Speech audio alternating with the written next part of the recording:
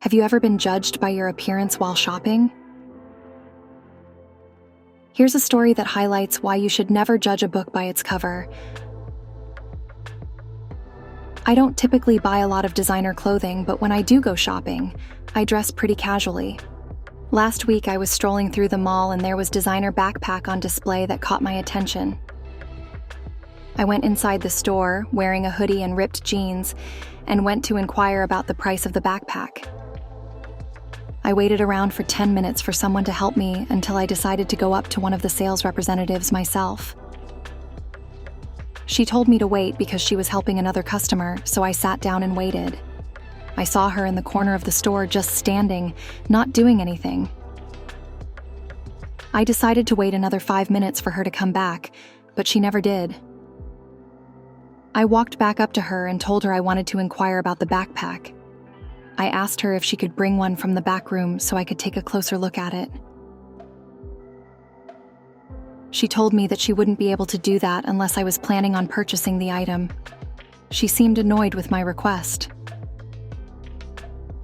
Before I could say anything else, she quickly walked away to help another customer. I'm quite young, 25F, and I could tell she didn't think I was serious about purchasing it and didn't want to waste her time. I would have actually purchased it then and there if she hadn't been so dismissive. A few days later, I went back into the store. This time I made sure to dress it even more casually than before. I walked in with a pair of sweatpants, running shoes, a tank top, and zip-up.